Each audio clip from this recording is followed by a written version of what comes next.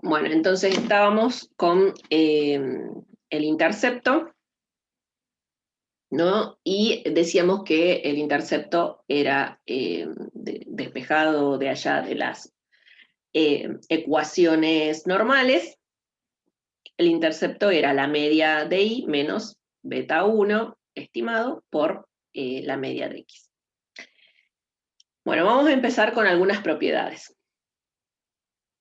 de los estimadores, ¿sí? De los beta sombrero. Son propiedades para los estimadores. Para empezar, hay dos tipos de propiedades. Están las propiedades numéricas y están las propiedades estadísticas. Las propiedades numéricas se verifican independientemente de la forma en la que se hayan generado los datos. En cambio, las propiedades estadísticas necesitamos ver bajo qué condiciones se generaron los datos, ¿sí? Y entonces ahí vamos a ver que hay una serie de supuestos previos antes de hablar de las propiedades estadísticas. Entonces vamos a arrancar con las más fáciles, que son las propiedades numéricas que tienen los estimadores.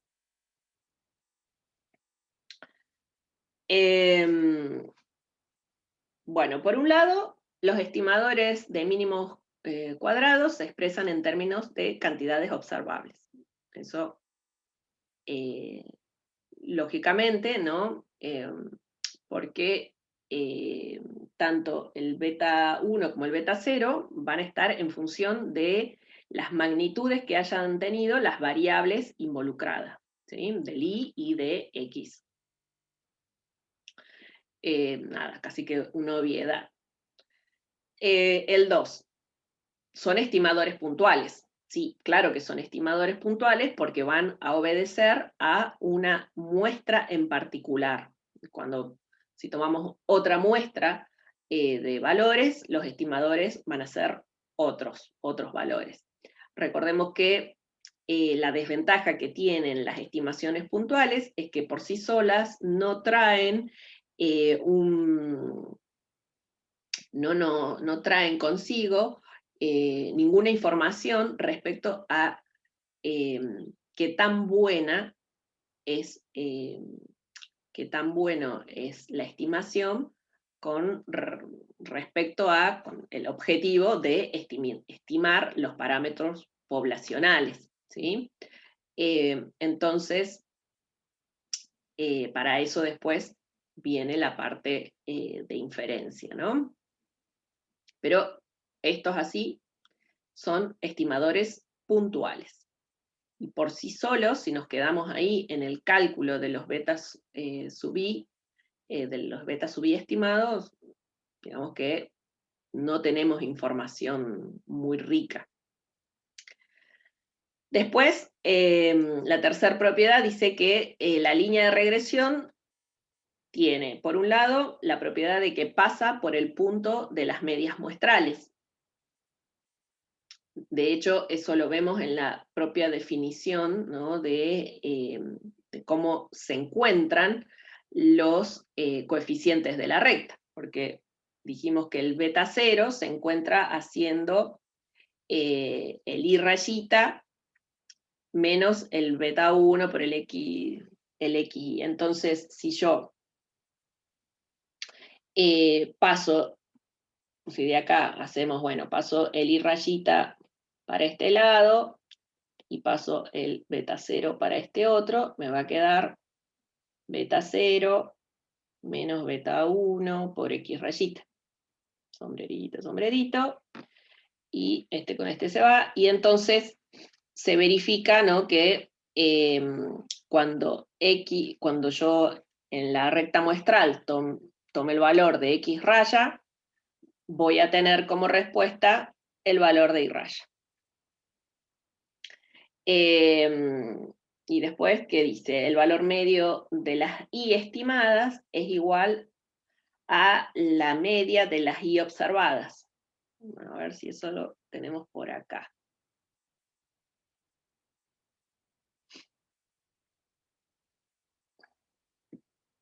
Bueno, esta parte es la explicación que les acabo de dar del centroide, ¿no? Y vamos con lo de la media de las I raya. Entonces yo tengo las I rayitas.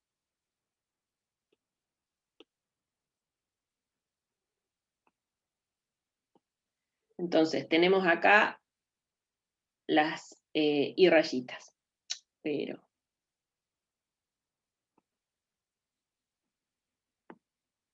tenemos acá las I rayitas. Las sumo a todas y las divido por n. Entonces, pero las I rayitas, a ver, esperen, ¿qué hicimos acá? Déjenme ver, porque me parece que concatené con lo de arriba. A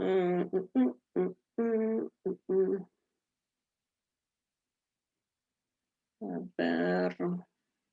Claro, en realidad retomé la demostración con la que venía antes. Bueno, lo hagamos desde el comienzo. Habíamos dicho que la recta pasaba por el centroide, ¿sí? Entonces, bueno, habíamos definido también que la I rayita era los betas estimados por un determinado X sub I. Entonces, acá lo que hice fue reemplazar al beta 0 por su igual. El beta 0 se calculaba haciendo la I raya menos beta 1 por X raya.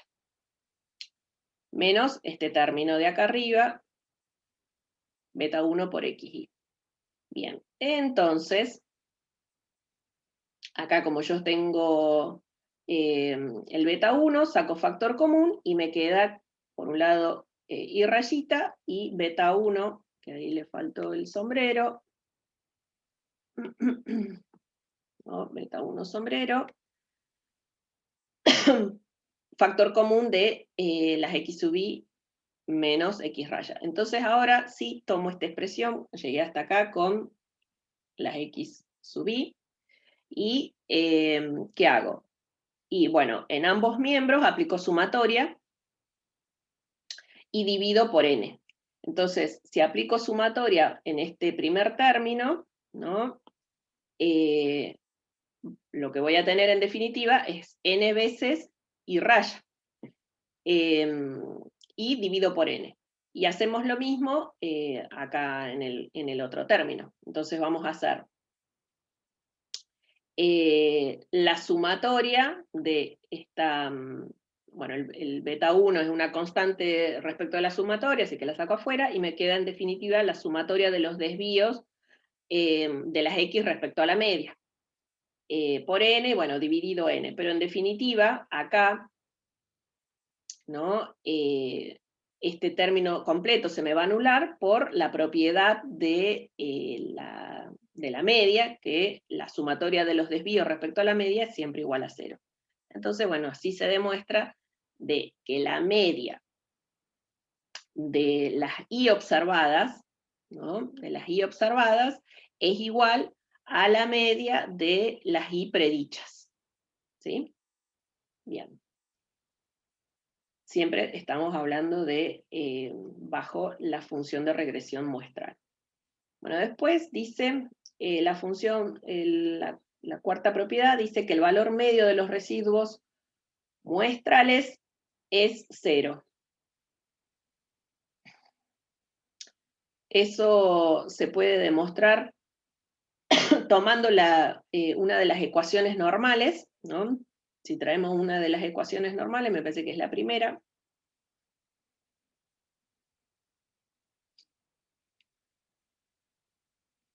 Esta, ¿no? Estamos usando esta.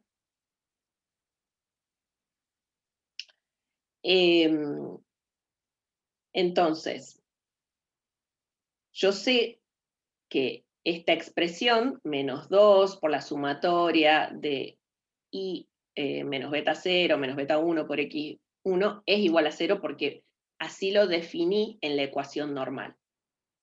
También sé que, por definición, las U sub I son el valor observado menos la recta, es decir, menos beta 0 menos beta 1 por XY.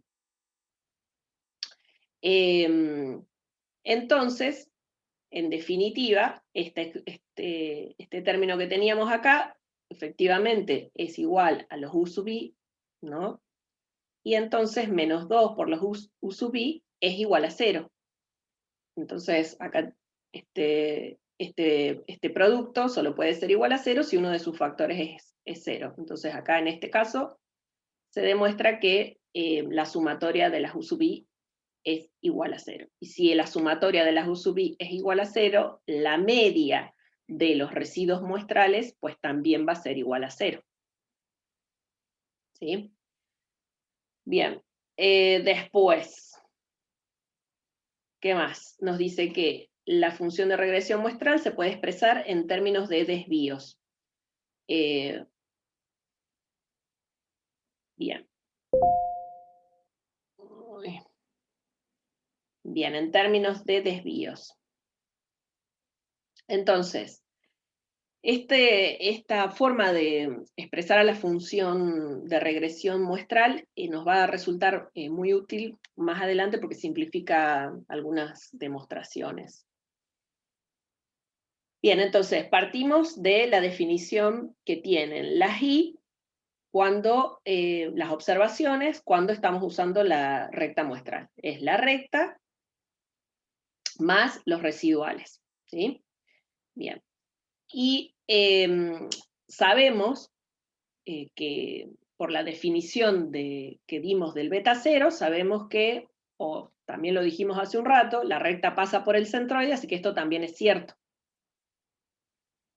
Entonces, si yo voy a hacer los desvíos de I, voy a tratar de identificar a qué son iguales los desvíos de I, ¿sí? Entonces, si quiero averiguar cuáles son los desvíos de I, tengo que hacer la observación menos la media. Pero entonces, fíjense que la observación es esta primera expresión que habíamos puesto acá. Beta 0 más beta 1 por xi más el error. Y en tanto, y acá porque le cambié, no, sí está bien, perdón. En tanto que la i rayita es esta expresión que habíamos dejado acá.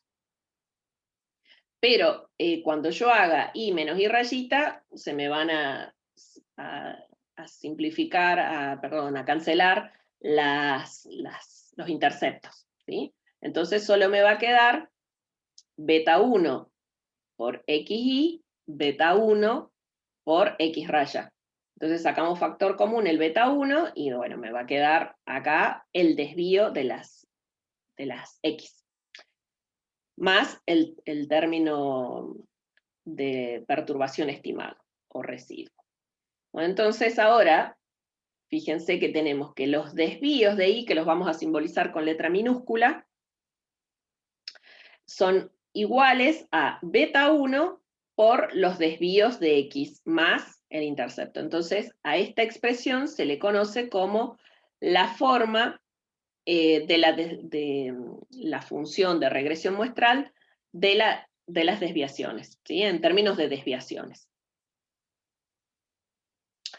Si esto es así, entonces el estimado, la desviación estimada de I, ¿no? Va a ser simplemente el beta 1 estimado por el desvío de las X.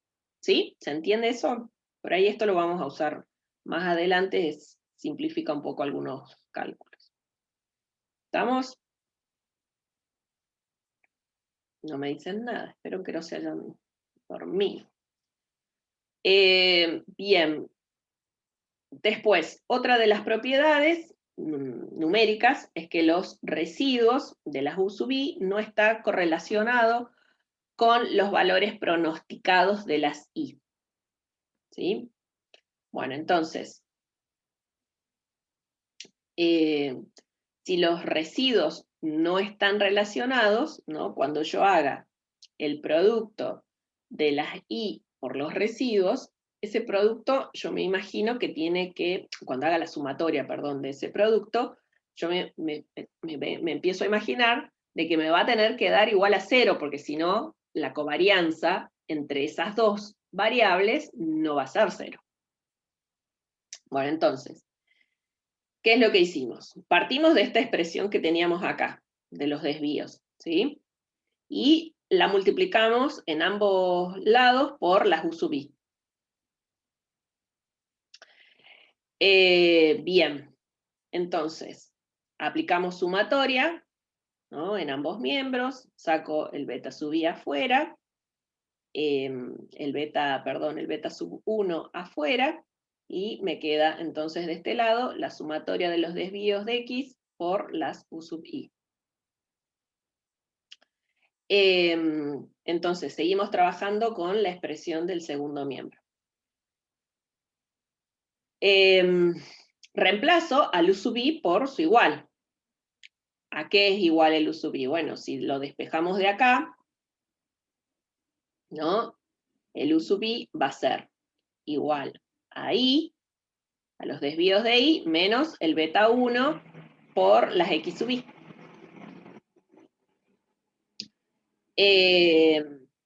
Y distribuyo las sumatorias. En realidad, hago el producto, ¿no? X y por las Y sub I, me quedaría esta primera sumatoria, y hago las XY por esta segunda expresión, y me queda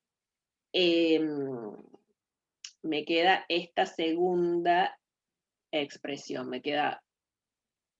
ya distribuí el beta 1, ¿no? Me queda el beta 1 al cuadrado por los X sub I al cuadrado.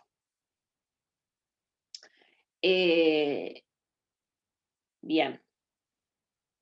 Y acá, ¿qué hicimos? Acá reemplazamos de nuevo al I sub I por su igual, que era, habíamos dicho que el I sub I era igual a el beta 1 por los X sub I. Por eso es que acá esta me queda al cuadrado, ¿no? Y esta también me queda al cuadrado cuando lo saco por afuera de la sumatoria. Y, bueno, como pueden ver, entonces con este son los mismos, y de esa manera se demuestra que la sumatoria de los productos de las I por las perturbaciones es 0, con lo cual la covarianza entre esas dos es 0, ¿no? Queda verificada que la correlación entre las estimaciones de I y el residuo es 0. Bueno. Y después la última propiedad dice que los residuos de los U sub I no están correlacionados con las X, es decir, que la suma de los productos de estos es 0. Bueno, esto también se puede obtener de partir de una de las ecuaciones normales. Fíjense que no tenemos más que tomar la segunda ecuación y reconocer que esto que está acá en el paréntesis no es ni más ni menos que el residuo, ¿sí? Entonces, nos queda ahí demostrado que la suma de los productos de los residuos por las X es igual a 0. Por lo tanto, no hay correlación entre las X y los residuos. Bien, ahí estarían las propiedades de tipo numéricas, ¿sí? Estas propiedades, acuérdense que estas propiedades se verifican sin que yo haya tenido que hacer ningún tipo de supuesto, que si hay homoscedasticidad, que si hay normalidad. Estos se van a verificar siempre que yo use el método de los mínimos cuadrados ordinarios para hacer las estimaciones. Bueno, a ver qué más sigue.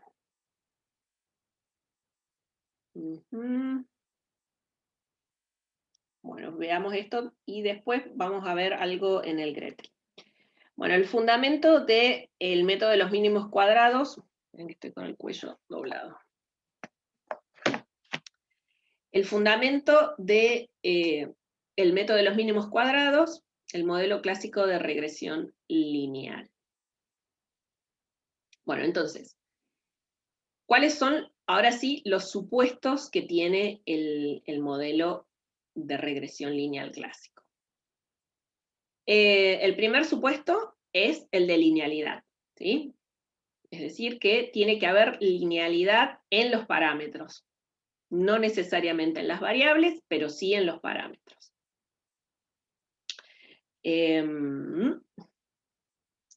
Después, el supuesto 2 dice que los valores que toma X pueden considerarse fijos en muestras repetidas o haber sido muestreados juntos con la variable dependiente. ¿Eso qué implica? Bueno, si yo estoy haciendo, por ejemplo, el estudio este del ingreso, yo defino un nivel de ingreso y digo, bueno, voy a agarrar a todas las familias que tengan un ingreso semanal de 100 y voy a ver cuál es el nivel de consumo asociado. Y el investigador elige los niveles de la variable X para un ingreso de 100, para un ingreso de 110, para un ingreso de 120, lo elige el investigador y entonces en ese caso se dice de que la X se considera fija, ¿sí? Eso se puede hacer cuando el fenómeno que estamos estudiando es susceptible de analizarlo con datos experimentales, o sea, donde yo puedo tomar esta decisión. Pero eso es muy difícil, ¿no? ¿Qué es lo más común? Que trabajemos con datos observacionales, donde yo agarro una muestra de familias y bueno, el ingreso que me toca es el que está, el que tenía, ¿sí? Entonces, observo el ingreso que tuvo la familia A, bueno, tiene un ingreso de 112 y consume tanto de semanalmente, ¿sí? Entonces, eso es lo que dice, que bueno, en el segundo caso, lo que se supone es que las variables X, si estamos trabajando de esta manera, ¿no? Con datos observacionales, necesitamos suponer que las variables X y el término de error son independientes, o sea que la covarianza entre las X y las U sub I son iguales a 0. ¿Sí? Eso sí estamos trabajando con datos observacionales, donde no podemos controlar a la X. ¿Estamos?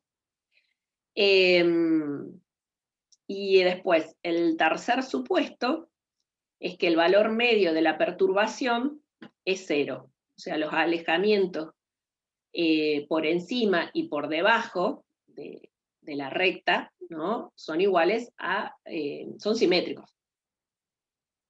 Porque si esto no se cumple, vamos a tener sesgos de especificación.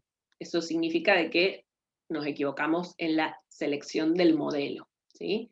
De la función que representa el modelo. Que yo por eso les puse acá estos grafiquitos, ¿no? En el primer caso se verifica, ¿no? Que efectivamente la perturbación, el valor medio de las perturbaciones nos va a dar 0 porque se aleja de la misma manera por encima y por debajo, ¿no? Se alejan simétricamente por encima y por debajo de la media.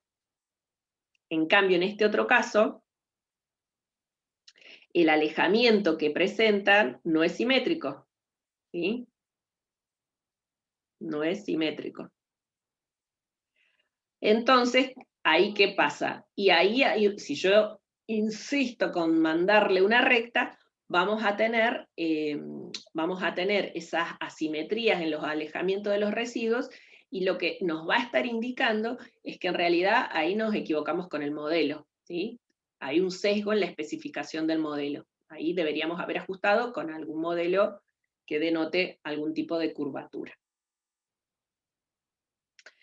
Bueno, ¿esto cómo se traduce en términos simbólicos? Bueno, que la esperanza del residuo, dado un X sub I, es igual a 0, esto cuando estoy trabajando con datos observacionales, es decir, que la X también es estocástica, no es fija, y si la X es fija, directamente puedo decir que debe cumplirse que la esperanza de las perturbaciones tiene que ser igual a 0. Bien, y después, el supuesto 4 dice que la varianza de la perturbación es la misma sin importar el valor de X.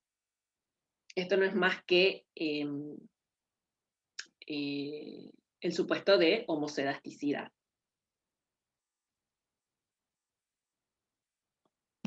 Entonces, ¿cómo se calcula la varianza de una variable?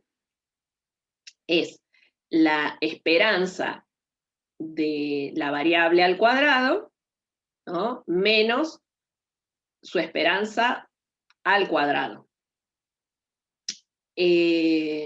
Entonces, con X estocástica, nosotros ya habíamos dicho que la esperanza de las U sub I era igual a 0, así que este segundo término va a ser igual a 0, y nos va a quedar entonces que la varianza va a ser simplemente la esperanza de las U sub I, dado X, lo colocamos, lo simbolizamos dado las X sub I, si las X son estocásticas, y si no, simplemente va a ser igual a la esperanza de las U sub I al cuadrado cuando la X es fija. Eso es simbología. Pero en definitiva, es un valor fijo, ¿no? Estamos hablando de el supuesto de homocedasticidad, donde los valores de I entonces van a presentar la misma varianza. A ver, acá teníamos la representación gráfica de lo que estamos diciendo, ¿no? Acá tenemos se observa, ¿no?, que los puntitos están alejados de la recta para cada valor de las X, los puntitos se alejan de la recta de la misma manera. En cambio, fíjense que acá, a medida que vamos cambiando los valores de X, acá tenemos una mayor concentración, acá empieza a aumentar la dispersión, ¿no? Entonces, no se estaría cumpliendo ahí el supuesto de homocedasticidad. Sería un ejemplo de heterocedasticidad. ¿Qué más? Dice, las predicciones de I que se corresponden a las diversas X no serán iguales de confiables. Este supuesto también implica que la varianza de I dado las X también van a ser iguales a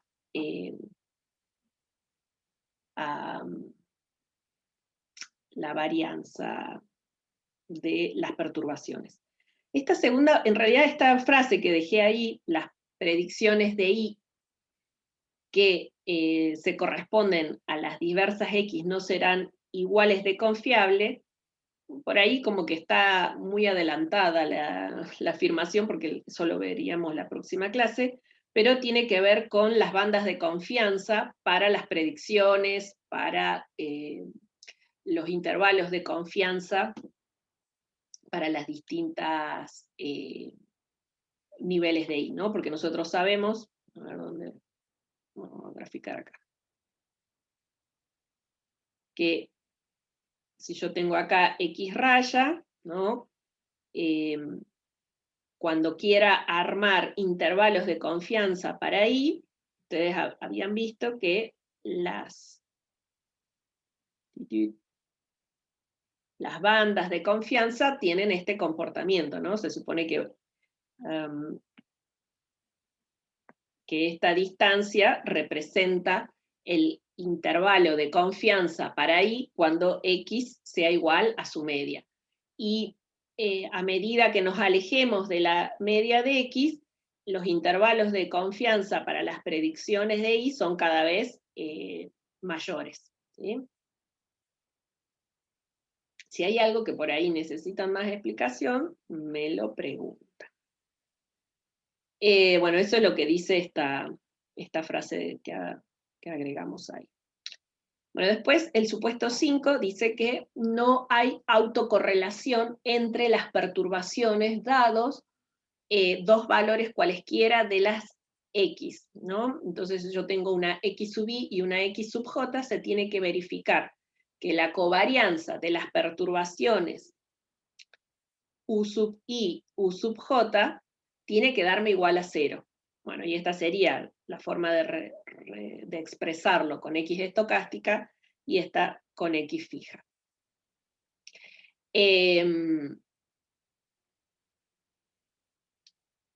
Acá dice que si los datos son transversales, este supuesto va, casi siempre, ¿sí? Y no ocurre lo mismo con los datos temporales. Es decir, este problema de que haya correlación, autocorrelación entre las perturbaciones es un problema típico de las series de tiempo, ¿sí? Casi la mayoría de las series de tiempo tienen ese problema. De hecho, ustedes saben que el error asociado a una determinada unidad de tiempo depende de componentes estacionales, y bueno, entonces eso hace que haya una autocorrelación entre perturbaciones, ¿sí? Entonces, cuando tenemos datos transversales, este supuesto es pertinente, es válido, y en la mayoría de los casos que estemos trabajando con datos transversales se va a verificar.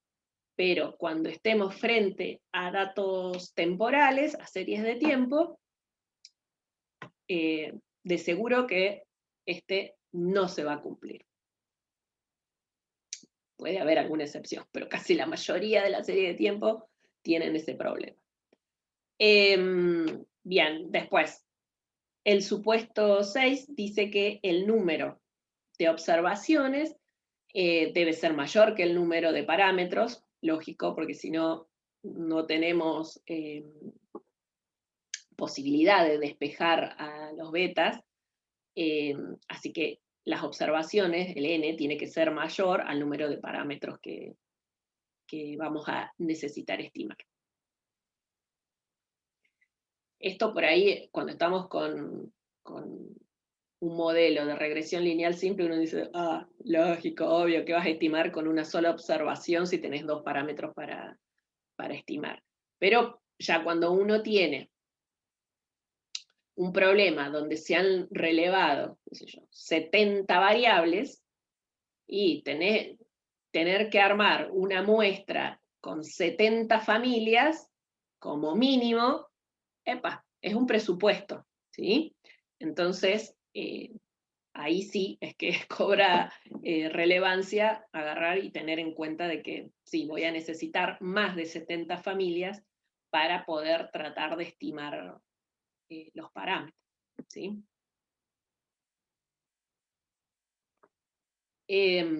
Bien, y después el 7 dice que no todos los valores de X de una muestra deben ser iguales. Tiene que haber variabilidad, ¿sí? Eso es lo que dice el supuesto. Es necesario que haya variabilidad. Lógico, ¿sí? Tiene que haber variabilidad, porque si no hubiera variabilidad tendríamos un solo valor de X y estarían todos los puntitos alineados, ¿no? Y entonces obviamente que no se podría estimar nada. Y lo otro que dice es que no pueden haber valores atípicos o outliers. Bueno, eso también es todo un capítulo, ¿no? Por ahí yo les agregué por este grafiquito, porque no todos los outliers son malos, ¿sí? No sé si esto por ahí lo habrán chequeado con Guillermo, pero no todos los outliers son malos, porque hay algunos que siguen la dirección de la estimación, como puede ser, ¿no? Yo tengo estos puntitos,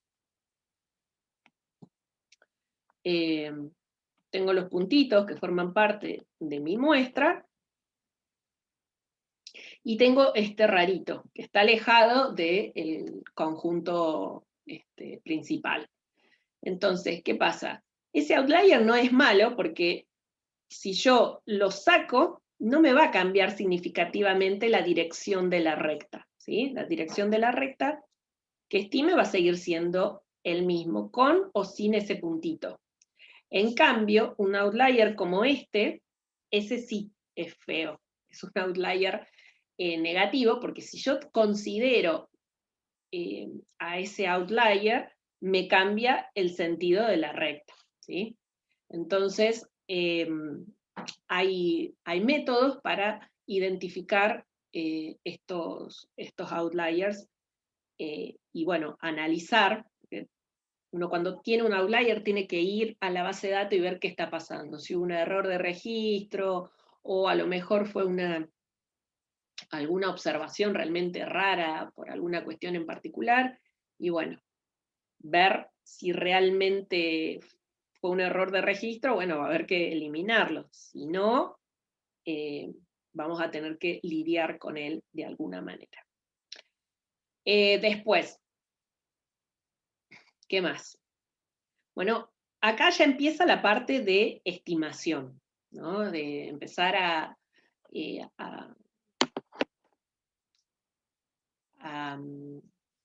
identificar las varianzas de los estimadores, del beta 0, del beta 1, tal que eso nos permita después construir intervalos de confianza y demás. Así que hasta aquí dejaríamos esta partecita. En el Gretel vamos a ver un ejemplo. Vamos a ver el ejemplo que usa Gujarati para explicar el modelo lineal simple, que, a ver, vamos a ver cuál era.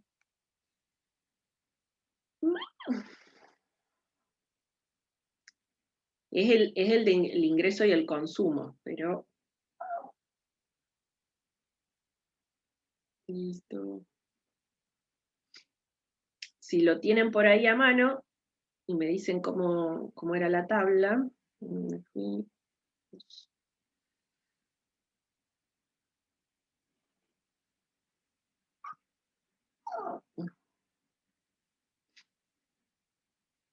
ver.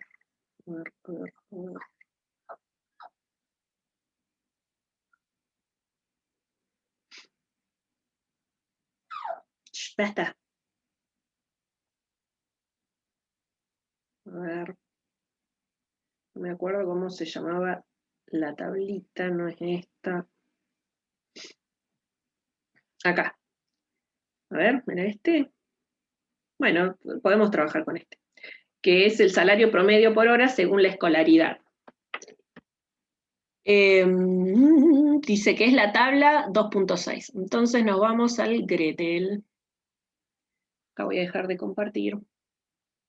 Tabla 2.6.